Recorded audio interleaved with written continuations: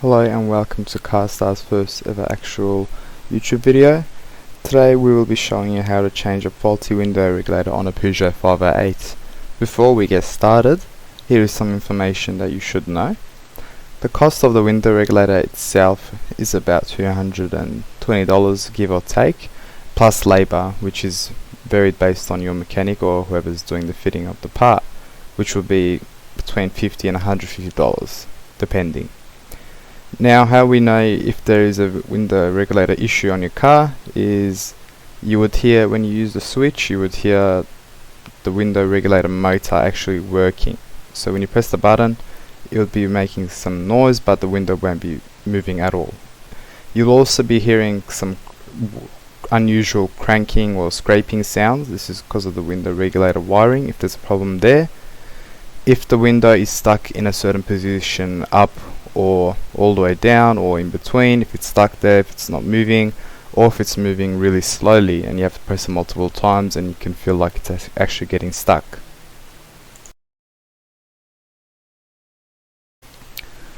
So this job was, the window was not moving up or down on this left hand rear side window, and we tested the switch and we can hear the window motor actually making that noise, but the window is not moving at all, and this suggests that there is a window regulator problem.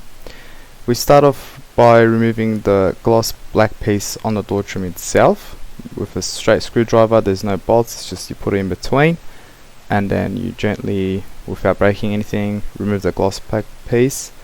And then underneath that piece there would be two bolts, which are opened by T30 Torx. As I prepare in the video the tools necessary required, because we're doing this all one by one, and mind my smile. And there you go, we started removing the two bolts, which is the T30 size. I will show you that shortly once I get those bolts out as well. So that's our bolts, looks like that star shape. I believe it was 30. So there's two bolts, we'll take those two out, and once those two are out we will continue. Next we remove the window switch from the door trim. There's no bolts, again I'll use this plastic in between the switch and the door trim, and you just gently lift it up and then there'll be a plug. You push the plug down and then pull gently, and then the switch detaches from the wiring. Next up, as you can see, you first pull the bottom half of the door trim out, and then once that's out you push it a bit up, and then the door trim should easily come off the door panel. At first glance we can see that that was broken. This window regulator has been changed before and must have been done a pretty bad job, since that piece was broken, and that's what I was looking at, and they've tried to stick back on that cover piece there.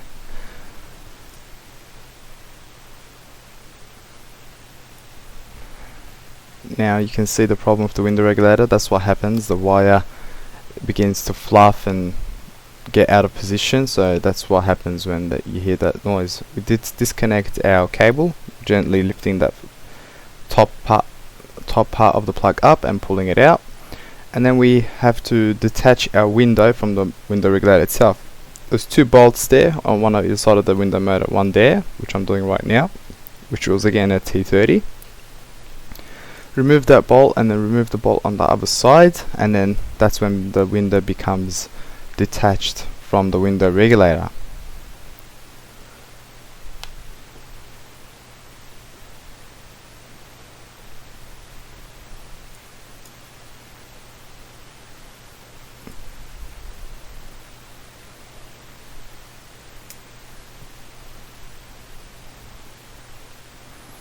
And as you can see, our new component, the wiring is very much intact. There's no fluff, and that's how it should look. When we were taking out the old one, as you can see, the wiring was out completely, it was fluffing, and that's what causes the unusual sound, and it goes up and down slowly because it's getting stuck and it's fluffing. Now we will be loosening our window regulator from the actual door panel. These are 10mm sockets. We just loosen them at first, not completely removing them. as you can see in the video.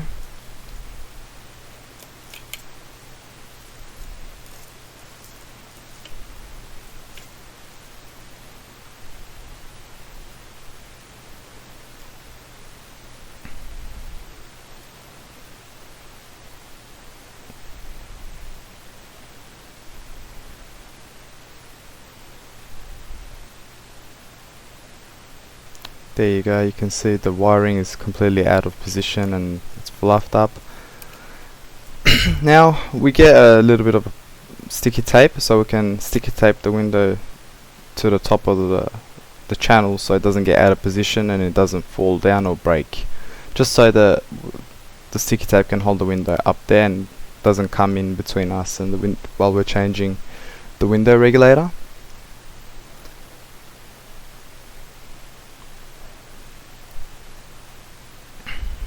Okay, now we completely remove our window regulator with the 10mm socket, as you can see.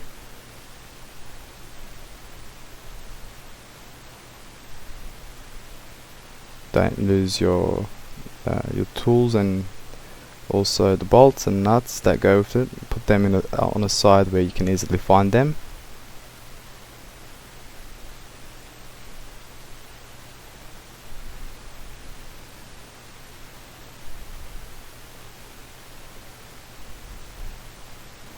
As you can see, our window regulator is starting to move out of position and ready to remove.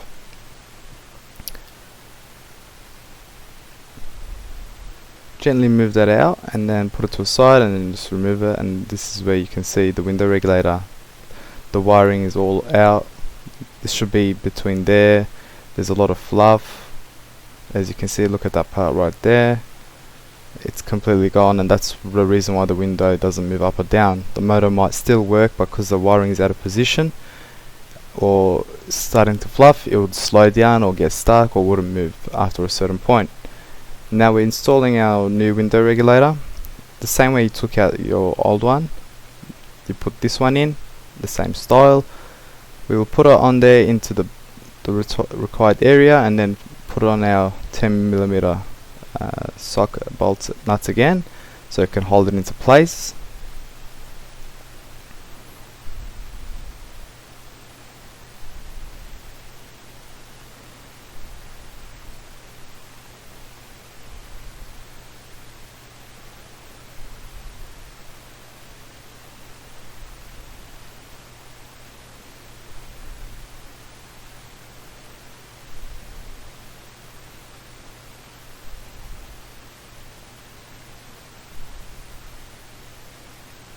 I like to attach the nuts by hand first instead of using a tool, so I can actually feel that it's going into place gently and not cross-threading, because if you do this wrong, it might cross-thread and you don't want to cross-thread these, or else you're going to have to change it again.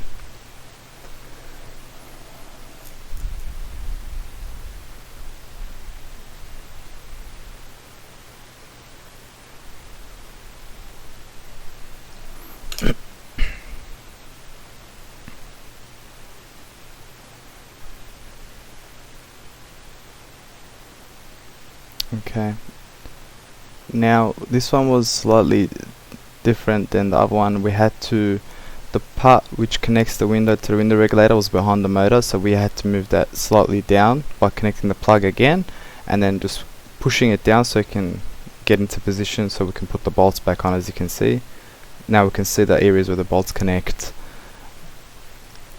onto the window itself.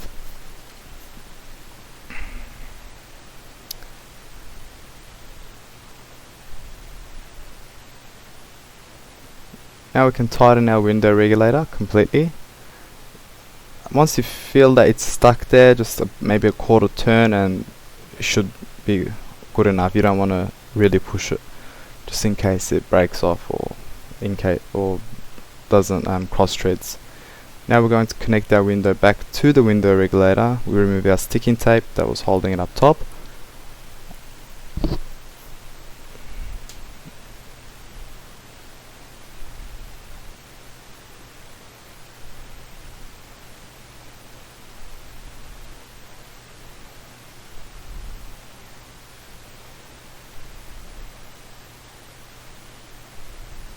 So we bring our window down into the two places where it connects to the window regulator. As you can see in the video, one's there, it's in position, you can see the hole there for the nut to go into, and then again by hand I'll first connect those bolts and then I'll tighten them with the T30. They're called Torx, I believe, so T30 Torx, if you don't know what they are. There's many names to them, but that's what I like to call them. We connect our second bolt, and then by doing this we're connecting the window back to the window regulator.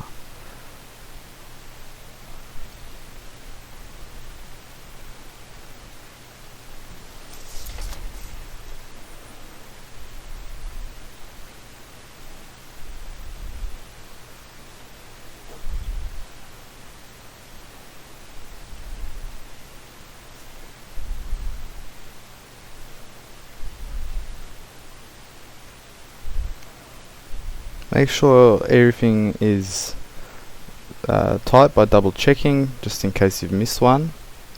And then plug the door switch back on, and then just test it out, see if it's going up and down.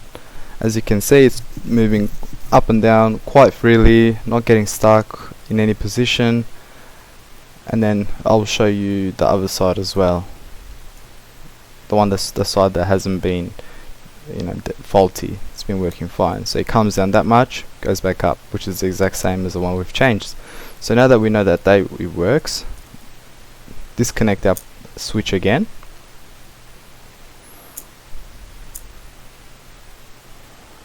Now because this piece was broken, before I took it out I just zip tied it back on there for the customer.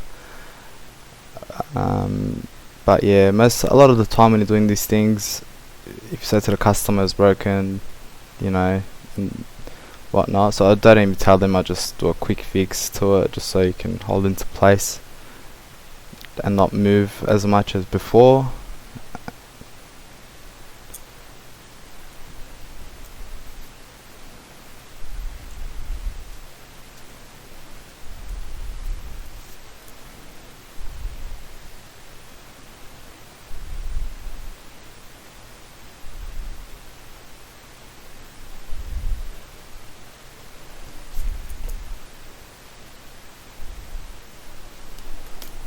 Now we're placing our door trim back on.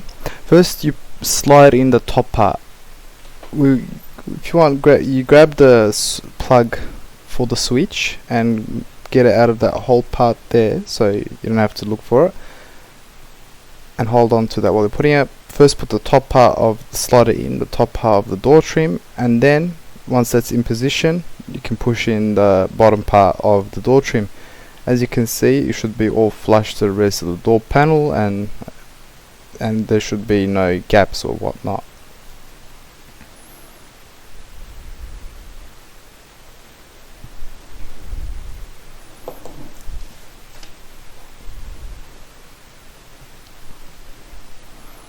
Now we connect our switch again for the final time, and then push that back into place, as there was no bolts holding, it was just push in like that, like so. We get our two bolts for the door trim, which were T30 again.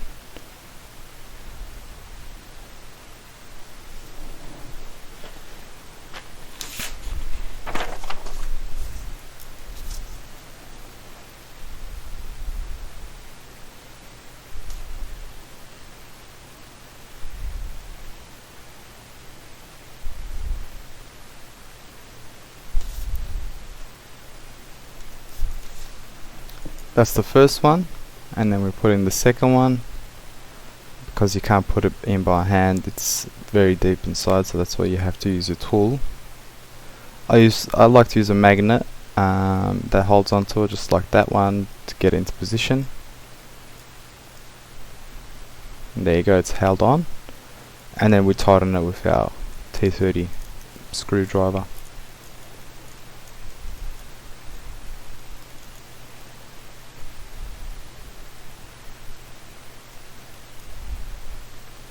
Put our gloss black piece back on the door trim, it just pops in right there.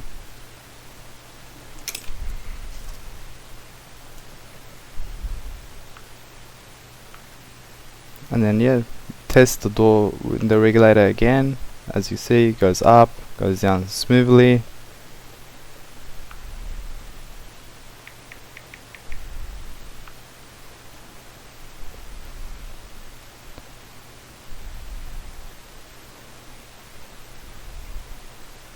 Here is some bloopers at the end when I was trying to remove the gloss back piece. I wanted to use a plastic so it doesn't damage the cover or the door trim, but it wasn't thin enough to fit through the area.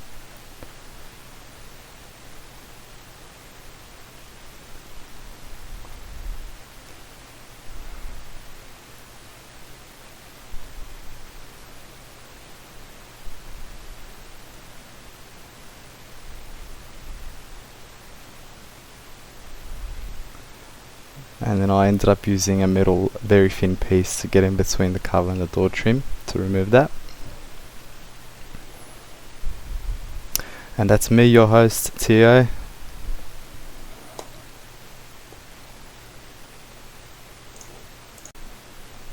If you have found our video informative and helpful and would like to support us, you can like our video, leave a comment of anything you'd like to see in future videos, and also subscribing to our channel. And we're also open to any sort of criticism because it is our first video, and you can help us there.